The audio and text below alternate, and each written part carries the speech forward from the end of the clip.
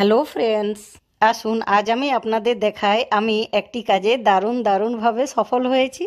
ওই কাজটি হলো এই যে কুমড়া গাছটি রয়েছে, এতে আমি আপনাদের দেখিয়েছিলাম হ্যান্ড পলিনেশন করা, কেমনভাবে হ্যান্ড পলিনেশন করে। আর সেই দিনই একটা কুমড়া ধরেছিল, দেখিয়েছিলাম যে আমি আগে হ্যান্ড পলিনেশন করে গিয়েছিলাম। আর এই দেখুন, এই জবা গাছটার ডালে ধরেছিল। আপনাদের কি মনে আছে ভিডিওটি? কিছুদিন হলো বাগানের এই দিকটা আসি না, আর আজ সকালে স্নান টান করে পুজোর ফুল আর কিছু শাক তুলতে এসেছি। আর এখানে এসে দেখছি, ওরে বাবা, কত বড় হয়ে গেছে! দেখুন, আমি অনেকগুলো ফুলেই হ্যান্ড পলিনেশন করেছিলাম, তার মধ্যে এই একটি কুমড়ো ধরেছে। এটাও আমার কাছে অনেক খুশির ব্যাপার যে আমি হ্যান্ড পলিনেশনের দ্বারা একটি কুমড়ো তো ফলিয়েছি। তবে আবার একটি দুঃখের ব্যাপারও হচ্ছে, এটি 5 কেজি সাইজের কুমড়ো, এই 1 কেজি সাইজের হতে না হতেই দেখুন কেমন পিঁপড়ে লেগে যাচ্ছে আর খেয়ে দিচ্ছে। এবার কি করব বলুন তো?